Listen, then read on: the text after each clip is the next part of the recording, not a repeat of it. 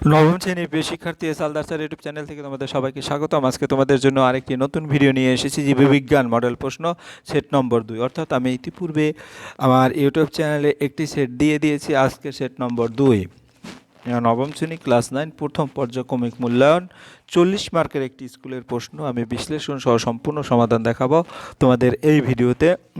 Video শুরুতে বলবো তোমাদের বেশ কিছু দিক নির্দেশনা নিয়ে যদি কথা বলি, তাহলে আসলে তোমরা 9-এ অথবা মাধ্যমিকে ভালো রেজাল্ট করবে। এই যে যারা দেখতে পাচ্ছ সবাই কিন্তু মাধ্যমিকে জীববিজ্ঞানে 98, 99, 100 এরকম করে নম্বর পেয়েছে। হ্যাঁ, কাজেই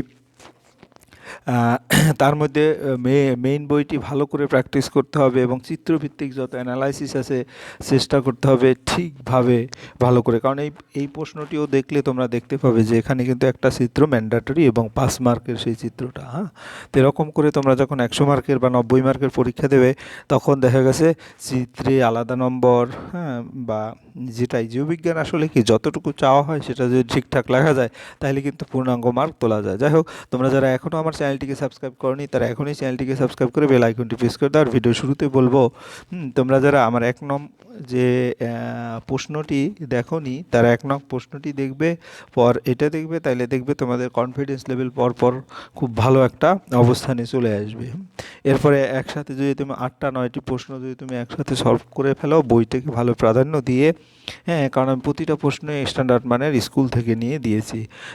তা 1 নম্বরের প্রশ্ন হচ্ছে সঠিক উত্তরটি নির্বাচন করো। এখানে কিন্তু টোটাল 60টি এমসিকিউ আছে। হ্যাঁ, আর 2 নম্বরে হচ্ছে কি একটি বাক্যে উত্তর দাও। 3 নম্বরে শূন্যস্থান পূরণ। 4 নম্বরে ঠিক হলে টিক আর ভুল হলে ক্রস। 5 নম্বরে হচ্ছে স্তম্ভ মিলকরণ। আর 6 নম্বরে হচ্ছে 2 মার্কের প্রশ্ন, 6টি অ্যান্সার করতে হবে। হ্যাঁ, আর 7 নম্বরে হচ্ছে 5 মার্কের প্রশ্ন, 8 নম্বরেও হচ্ছে 5 মার্কের। তো এর মধ্যে 7 নম্বর আসলে দুটোই চিত্র, কাজেই তুমি 5 মার্কের একটা প্রশ্নের চিত্র পাবে। হ্যাঁ, তো 40 মার্কের মধ্যে যদি তুমি 6-7টি টার্গেট করো, 6-7টি বা 8টি চিত্র অঙ্কন করো, হ্যাঁ, তাহলে তোমার আস্তে আস্তে এই কিছু চিত্র আছে তোমার মাধ্যমিকের জন্য, হ্যাঁ, একইভাবে প্র্যাকটিস করলে হয়ে যাবে। যাই হোক, সরাসরি আমরা 1 নম্বরের প্রশ্নে যাবো, সেটা হচ্ছে এমসিকিউ। ছত্রাকের কোষ প্রাচীর প্রধান উপাদানটি হলো কি? ছত্রাকের কোষ প্রাচীরের প্রধান উপাদানটি হলো কাইটিন, অর্থাৎ তোমার 2 নম্বরের উত্তর। কাইটিন কেন? ছত্রাকের কোষ প্রাচীর কাইটিন দ্বারা গঠিত, আর উদ্ভিদ হচ্ছে সেলুলোজ এবং ব্যাকটেরিয়া হচ্ছে পেপটিডোগ্লাইকন। অর্থাৎ তোমার যদি এরকম করে আরও দেয়, আমি এই কারণে কিছু ব্যাখ্যা বা ইনফরমেশন আলাদা দিয়ে দিয়েছি। ভ্যাকুইলের আবরণকে বলা হয়, ভ্যাকুইলের আবরণকে কি বলা হয়? আমরা যদি দেখি, ভ্যাকুইলের আবরণকে বলা হয় টেনোপ্লাস্ট। টোনোপ্লাস্ট, অর্থাৎ 2 নম্বরের উত্তর। এরপরে টোনোপ্লাস্ট, ভ্যাকুইল হলো উদ্ভিদ কোষের একটি বড় গহ্বর। ভ্যাকুইলকে যে ঝিল্লি বা আবরণ দিয়ে ঘিরে রাখে তাকে টেনোপ্লাস্ট বলা হয়। টেনোপ্লাস্ট ভ্যাকুইলের ভিতরে বাইরের পদার্থ আদান প্রদান নিয়ন্ত্রণ করে। অন্যান্য অপশন কেন ভুল? যেমন প্রোটোপ্লাস্ট কোষপ্রাচীর বাদে কোষের জীবান্ত অংশ, নিউক্লিওপ্লাস্ট হচ্ছে নিউক্লিয়াসের তরল অংশ, এবং ফ্রাগমোপ্লাস্ট হচ্ছে কোষ বিভাজনের সময় নতুন কোষ প্রাচীর গঠনে সাহায্য করে। তাই সঠিক উত্তর টোনোপ্লাস্ট। আমি এক এক করে যে প্রশ্নগুলি দেবো, প্রতিটা প্রশ্নই চেষ্টা করব বিশ্লেষণ করে উত্তর দেওয়ার। দি origin of life on earth গ্রন্থের লেখককে? দি অরিজিন অফ আর্থ ওপারিন হচ্ছে লেখক, এটা বি। ওপারিন রাসায়নিক বিবর্ধন তত্ত্ব প্রদান করেন। এরপর প্রোটিন মধ্যস্থ অ্যামাইনো অ্যাসিডগুলো যে বন্ধন দ্বারা যুক্ত থাকে তা হলো কোনটি? প্রোটিন মধ্যস্থ অ্যামাইনো অ্যাসিড যে বন্ধন দ্বারা যুক্ত থাকে সেটা হচ্ছে পেপটাইড বন্ধন।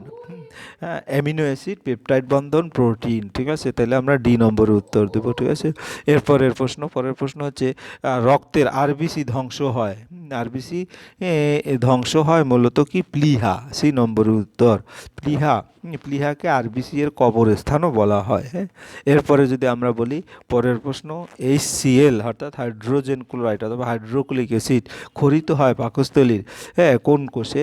পাকস্থলীর অক্সিনোটিক কোষ কোথায় আছে? বি নম্বরে আছে। হ্যাঁ, অক্সিনোটিক কোষ বা পেরিয়েটাল কোষ থেকে হাইড্রোজেন ক্লোরাইড বা হাইড্রোক্লোরিক অ্যাসিড নিঃসৃত হয়। এরপরে নিউক্লিয়াসবিহীন উদ্ভিদ কোষটি হলো, হ্যাঁ, নিউক্লিয়াসবিহীন উদ্ভিদ কোষটি হলো শিবকোষ অর্থাৎ এটা এই নম্বরের উত্তর আছে। হ্যাঁ, ফ্লোয়েমের শিবটিউব কোষে নিউক্লিয়াস থাকে না। এরপরে আমরা চলে যাব 2 নম্বরের প্রশ্ন। 2 নম্বরের প্রশ্ন হচ্ছে কি একটি বাক্যে উত্তর দাও, যে কোনো 3টি। আমরা টোটাল 4টি প্রশ্নের উত্তর দেব। কোন পর্বের প্রাণীতে শ্বাসযন্ত্র ট্রাকিয়া? এখানে টিনারিয়ে দেওয়া আছে, একটু ভুল আছে, আর্থ্রোপোডা পর্ব, অর্থাৎ পোকামাকড় দেহে ট্রাকিয়া দ্বারা শ্বাসক্রিয়া হয়, যেমন আরশোলা। এরপরের প্রশ্ন, পুরুষ দেহের যে অঙ্গ শুক্রাণু উৎপাদন ও হরমোন ক্ষরণে সাহায্য করে তার নাম কি? শুক্রাশয়, টেস্টিস যেটাকে বলে ইংরেজিতে। শুক্রাশয় থেকে শুক্রাণু ও টেস্টোস্টেরন হরমোন উৎপন্ন হয়। এরপরের প্রশ্ন, তোমার 2টি দিয়া একক পর্দা বিশিষ্ট কোষ অঙ্গাণুর একটি করে কাজ লেখো। এটা 3 নম্বরের প্রশ্ন। তাহলে একক পর্দাবিষ্ট একটি অঙ্গাণুর কাজ হচ্ছে, দ্বি একক পর্দাবিষ্ট কোষ অঙ্গাণুর কাজ মাইটোকন্ড্রিয়া যেমন কাজ কোনো শক্তি বা উৎপাদন, কোষে শক্তি ও উৎপাদন করে, তাই একে কোষের শক্তিকর বলা হয়। নিউক্লিয়াস কাজ কোষের সমস্ত কার্যকলাপ নিয়ন্ত্রণ করে এবং বংশগত তথ্য বহন করে। এরপর আমরা চলে যাব প্রাণীবিদ্যার জনক কাকে বলা হয়? এরিস্টটলকে প্রাণীবিদ্যার জনক বলা হয়। এরিস্টটল প্রথম প্রাণীদের বৈজ্ঞানিকভাবে অধ্যয়ন করেন। এরপরে আমরা চলে যাব 3 নম্বরের প্রশ্ন, শূন্যস্থান পূরণ করো। জীববিদ্যা ও ড্যাশের সহযোগে গঠিত শাখাটির নাম হলো বায়োনিক্স, অর্থাৎ 1 নম্বর। হ্যাঁ, তারপর আমরা যদি দেখি বায়োনিক্সটা কি, জীববিদ্যা ও ড্যাশের সহযোগে গঠিত শাখাটির নাম বায়োনিক্স। এটা হচ্ছে কি প্রকৌশল বিদ্যা, ইংরেজিতে বলে যাকে ইঞ্জিনিয়ারিং, অর্থাৎ বায়োলজি যোগ ইঞ্জিনিয়ারিং সমান বায়োনিক্স। কিন্তু এরকম করে আরও যদি উত্তর আসে, জীববিদ্যা ও ড্যাশের সহযোগে গঠিত শাখাটির নাম বায়োকেমিস্ট্রি, এটা হচ্ছে রসায়ন, অর্থাৎ কেমিস্ট্রি। জীববিদ্যার সাথে কেমিস্ট্রি যুগে যুক্ত ও যৌগটির নাম হচ্ছে বায়োকেমিস্ট্রি। এরপরে আমরা চলে যাব পরের প্রশ্ন। পরের প্রশ্ন হচ্ছে, মানুষের বক্ষগহ্বরে 2টি ফুসফুসের মাঝে ড্যাশ অবস্থিত? মানুষের বক্ষগহ্বরে 2টি ফুসফুসের মাঝে হৃৎপিণ্ড অবস্থিত। হৃৎপিণ্ড 2টি ফুসফুসের মাঝখানে অবস্থান করে। এরপরের প্রশ্ন, পরের প্রশ্ন, নিউক্লিয়াসের মধ্যে অবস্থিত ঘন গোলাকার বস্তুকে ড্যাশ বলে? হ্যাঁ, এটা নিউক্লিওলাস বলে। নিউক্লিয়াসের আরএনএ তৈরি হয় এই নিউক্লিয়। এরপর আমরা চলে যাবো 4 নম্বরের প্রশ্ন, ডিএনএ আরএনএ হলো জৈব অণু, এটা কি ঠিক না ভুল? আর ডিএনএ এবং আরএনএ হলো জৈব অণু, সঠিক, কারণ ডিএনএ আরএনএ নিউক্লিক অ্যাসিড শ্রেণীভুক্ত জৈব অণু। কোষপ্রাচীর থাকে এনেলিডা পর্বের প্রাণীদের দেহে, এটা ভুল, কারণ কোষপ্রাচীর উদ্ভিদ কোষে থাকে প্রাণীদের, হ্যাঁ, বা এনেলিডা সহ দেহ কোষপ্রাচীরে নেই। এরপরের প্রশ্ন 5 নম্বরে ঠিক ভুল, মানে এ স্তম্ভের সাথে বি স্তম্ভ মিলকরণ দেখাতে হবে। তাহলে এ স্তম্ভ কী কী আছে? রাইবোজম, প্লাটিহেলমিনথেস, মোলাস্কা এবং স্ক্লেরেনকাইমা। আর ডান পাশে কী আছে? যান্ত্রিক দৃঢ়তা প্রদান করা, নলাকৃতি দেহ, চ্যাপ্টা দেহ, প্রোটিন সংশ্লেষ করা এবং নরম দেহ। তাই রাইবোজমের সাথে প্রোটিন সংশ্লেষ করা, তাই রাইবোজম প্রোটিন সংশ্লেষ করে, ডি। তারপর প্লাটিহেলমিনথেস চ্যাপ্টা দেহ, প্লাটিহেলমিনথেসের হচ্ছে চ্যাপ্টা দেহ। তারপর মোলাস্কা হচ্ছে নরম দেহ। তারপরে গিয়ে হলো তোমার স্ক্লেরেনকাইমা হচ্ছে যান্ত্রিক দৃঢ়তা দান করে, অর্থাৎ যান্ত্রিক দৃঢ়তা প্রদান করে। তাহলে সংক্ষেপে রাইবোজোম হচ্ছে প্রোটিন তৈরির কেন্দ্র, প্লাটিহেলমিনথেস চ্যাপ্টারকৃমি, মোলাস্কা নরম দেহ বিশিষ্ট প্রাণী এবং স্ক্লেরেনকাইমা উদ্ভিদকে দৃঢ়তা দেয়। এরপর আমরা চলে যাবো পরের প্রশ্ন। পরের প্রশ্ন কি বলেছে? পরের 6 নম্বরের প্রশ্ন, অগ্রাধিকার আইন কাকে বলে? আমের বিজ্ঞানসম্মত নাম লেখো। তো অগ্রাধিকার আইন যদি আমরা বলি, অগ্রাধিকার আইনটা কি? জীবের বৈজ্ঞানিক নামকরণে যে নামটি প্রথম বৈজ্ঞানিকভাবে প্রকাশিত গ্রহণযোগ্য সেটিকে বৈধ নাম হিসেবে গ্রহণ করার নিয়মকে অগ্রাধিকার আইন বলে। আমের বিজ্ঞানসম্মত নাম যেমন ম্যাঙ্গিফেরা ইন্ডিকা, কারণ এর সাথে আর একটা আছে 2 মার্কের, যেহেতু আমের বৈজ্ঞানিক নাম কি? এরপরে প্রশ্ন, মাইটোকন্ড্রিয়াকে অর্ধ স্বাধীন কোষাঙ্গাণু বলা হয় কেন? মাইটোকন্ড্রিয়াকে অর্ধ স্বাধীন কোষাঙ্গাণু বলা হয় কারণ এতে নিজস্ব ডিএনএ, আরএনএ এবং রাইবোজোম থাকে এবং এটি নিজে কিছু প্রোটিন সংশ্লেষ করতে পারে, কিন্তু নিজে বিভাজিত হতে সক্ষম, কিন্তু সম্পূর্ণ স্বাধীনভাবে বাঁচতে পারে না, কোষের উপর নির্ভরশীল থাকে। তাই মাইটোকন্ড্রিয়াকে অর্ধ স্বাধীন কোষাঙ্গাণু বলে, যেটা সেমি অটোনোমাস। পরের প্রশ্ন, গুপ্তবীজী ব্যক্তবীজী উদ্ভিদের মধ্যে পার্থক্য লেখো কিন্তু রেণুপত্র এবং বীজপত্রের সংখ্যার ভিত্তিতে। তাহলে রেণুপত্র শঙ্কুতে থাকে, রেণুপত্র ফুলে থাকে। একটি বীজপত্রের সংখ্যা সাধারণত একটি বা দুটি একবীজপত্রী অথবা দ্বিবীজপত্রী। এরপরে আমরা চলে যাব পরের প্রশ্ন, স্কারবি রোগের 2টি লক্ষণ লেখো। মাড়ি থেকে রক্তপাত এবং দাঁত ঢিলে হয়ে যাওয়া, এটা হচ্ছে স্কারবি রোগ, কারণ ভিটামিন সি এর অভাব। এরপরে তারা মাছ কোন পর্বভুক্ত প্রাণী? এই পর্বের দুটি বৈশিষ্ট্য লেখো। ইকাইডোনার্মাটা, হ্যাঁ এটা হচ্ছে তারা মাছ। ইকাইডোনার্মাটা পর্বভুক্ত প্রাণী এবং এর দুটি বৈশিষ্ট্য হচ্ছে দেহ কাঁটাযুক্ত চামড়া থাকে এবং জল সংবহন তন্ত্র অবস্থিত। লাইসোজমকে আত্মঘাতী থলি বলা হয় কেন? এটা কিন্তু অনেকটা ইম্পর্ট্যান্ট, আগের প্রশ্নেও তোমরা দেখেছো। লাইসোজমের মধ্যে শক্তিশালী পাচক এনজাইম থাকে, কোনো কারণে লাইসোজম এর ঝিল্লি ফেটে গেলে এবং এনজাইমগুলো কোষের নিজস্ব অঙ্গাণু উৎপাদনকে হজম করে কোষকে ধ্বংস করতে পারে। এই প্রক্রিয়াকে অটোলাইসিস বলা হয়। এই কারণে লাইসোজমকে আত্মঘাতী থলি বলা হয়। পেশিকলার দুটি বৈশিষ্ট্য: সংকোচন ও প্রসারণ ক্ষমতা আছে, চলনে সাহায্য করে। এরপরে ভিটামিন ডি এ মানবদেহের ভূমিকা। ভিটামিন ডি মানবদেহ ক্যালসিয়াম ফসফরাস শোষণে সাহায্য করে এবং হাড় দাঁতকে মজবুত ও সুগঠিত রাখে। এছাড়া হাড়ের রোগ রিকেটস যেমন শিশুদের অস্ট্রিওম্যালেশিয়া, বয়স্কদের প্রতিরোধে সহায়তা করে। চিত্র অঙ্কন করো। এবার আমরা পরের প্রশ্ন যাব, সেটা 7 নম্বর। মাইটোকন্ড্রিয়া পরিষ্কার চিত্র অঙ্কন করে। এটা কিন্তু আগের প্রশ্নের পরীক্ষায় এসেছে। ক্রিস্টি ম্যাট্রিক্স বহিঃঝিল্লি অন্তঃঝিল্লি। এই এখন আমি যদি এটা চিত্রটা দেখিয়ে দিই, এটা হচ্ছে মাইটোকন্ড্রিয়া। তোমরা ভালো করে প্র্যাকটিস করবে। এর মধ্যে ক্রিস্টি হচ্ছে এই যে এটা হচ্ছে ক্রিস্টি, ঠিক আছে? ক্রিস্টিটা কোথায় আছে ভালো করে দেখিয়ে দেবে। ম্যাট্রিক্সের বাংলা হচ্ছে ধাত্র, এটা তোমাদের জানতে হবে। তাহলে এটা হচ্ছে ম্যাট্রিক্স। তারপর বহিঃঝিল্লি বা বহিঃপর্দা, এটা হচ্ছে বহিঃঝিল্লি বা বহিঃপর্দা। অন্তঃঝিল্লি বা অন্তঃপর্দা, ঠিক আছে? এরকম করে এই 4টে প্যাটার্ন।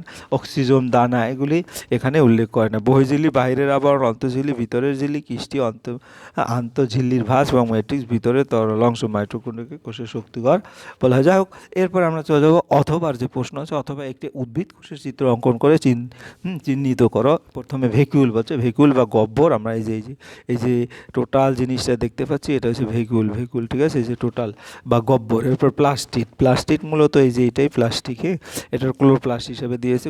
ক্লোরোপ্লাস্ট লিউকোপ্লাস্ট, এরকম মূলত এটাই প্লাস্টিড। হ্যাঁ, এবারে কোষ প্রাচীরটা তোমরা দেখতে পাচ্ছই। হ্যাঁ, তোমার কোষ প্রাচীর, এই যে এটা হচ্ছে কোষ প্রাচীর, এই যে এটা কোষ প্রাচীর, ঠিক আছে? এরপরে তোমার নিউক্লিয়াস মূলত এই যে এই টোটাল জিনিসটা নিউক্লিয়াস। এর মধ্যে যে আলাদা কঠিন তন্তু, নিউক্লিয়ার রন্ধ্র, নিউক্লিয় এনভেলপ, এগুলি ক্লিয়ার করে একসাথে পড়লে যে কোনো 4টি-5টি এরকম করে যেটাই দেও তুমি ভালো করে উত্তর দিতে পারবে। এরপরে আমরা চলে যাবো পরের প্রশ্ন। দীর্ঘ উত্তর। বাদুড় পাখি নয়, স্তন্যপায়ী প্রাণী। উপযুক্ত কারণ সহ বিচার করো। বাদুড় দেখতে পাখির মতো হলেও এটি পাখি নয়, স্তন্যপায়ী প্রাণী।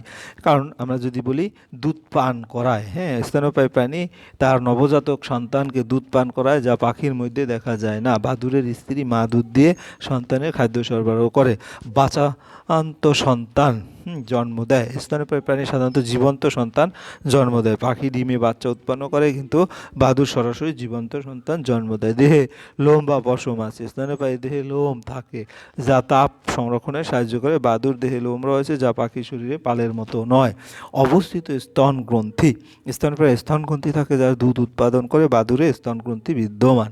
হ্যাঁ, এরপরে আমরা চলে যাবো দ্বিপদ নামকরণে 3টি নিয়ম বলেছে। আমরা এখানে একটু যে কয়টা নিয়ম আছে মোটামুটি ভালো করে শেখার জন্য আমি 5টি নিয়মে বলে দিয়েছি।